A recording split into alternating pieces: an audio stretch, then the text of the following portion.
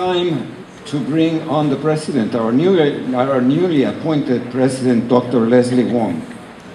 Dr. Wong comes to us from North Michigan University, where he served as president since 2004. Before that, he was vice president of academic affairs at Valley City State University, North Dakota, where he was responsible for leading and sustaining initiatives within the curriculum, as well as fostering corporate, regional, and international partnerships. He's actively committed to student success and to fostering an institutional environment that is adaptable to the needs of the 21st century. Born in Oakland, California, to Chinese American and Mexican American parents, please join me in welcoming Dr. Wong.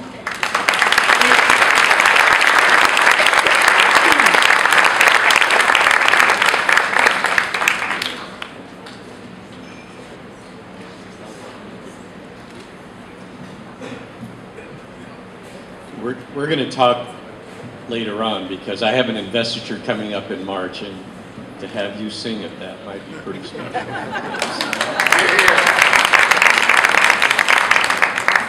I think you and the Gospel Gators will make it a very special day for my family. This is really a special moment for me. It has brought back a lot of memories.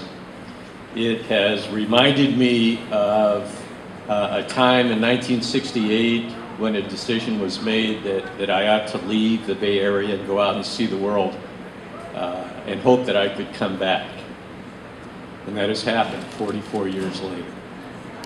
I was mentioning to some of my friends in Asian American Studies that when I was a street kid in East Oakland, and I don't think many of you know, I was born in East LA and spent a lot of years in East LA. My parents moved to Oakland, was raised throughout my high school years in East Oakland. And in 1967, 1968, Edison Uno with Asian American Studies would often hang out in Oakland with a bunch of us street kids.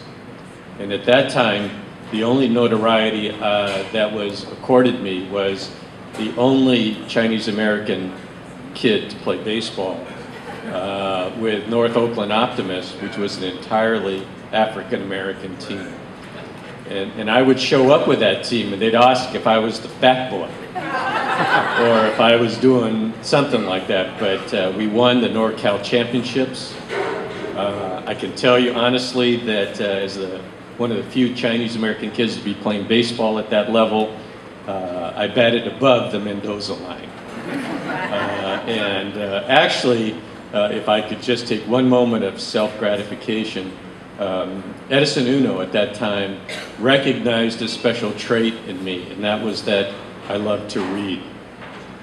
And he turned to me one day and he said, you know, Les,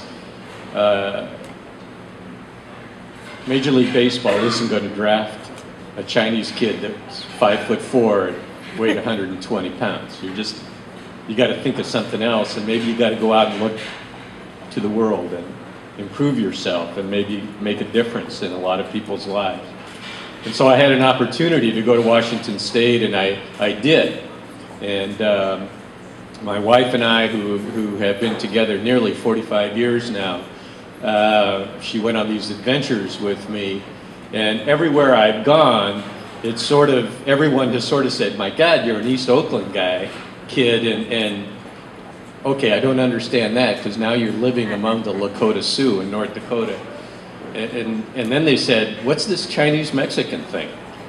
You know, and I said, you know, at some point, and it's what I tell students to this very day, you have to set your roots deep, and you have to set your roots with a great deal of self-respect, because it's the only way in which the wings that will take you into the world will help you soar.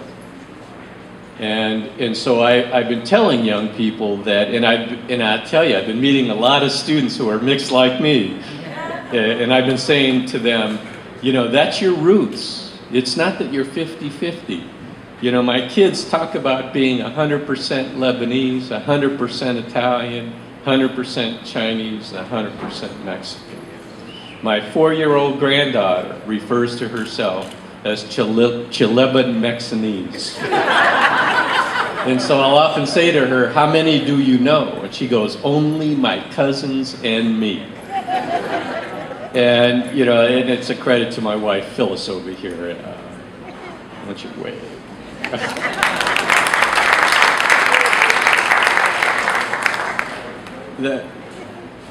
The invitation and the honor of coming back to lead San Francisco State is truly a special honor. The San Francisco State roots are in the community. It's in folks like you. It's in the people who define the whole notion of relevance in the new world.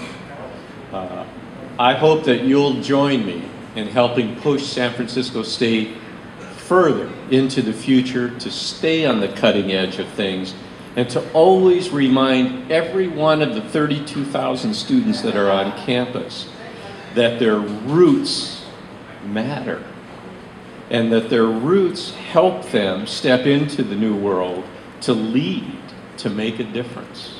Just as all of you, all of the leaders, the people that transformed my life, that in 1968 said, enough.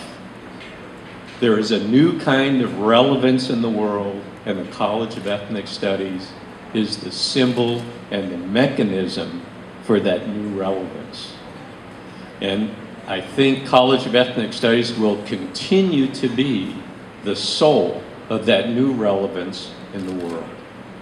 It's getting an education, recognizing our roots, recognizing that we have an important role to play to make a difference in the lives of everyone around us, particularly the lives of people in our community.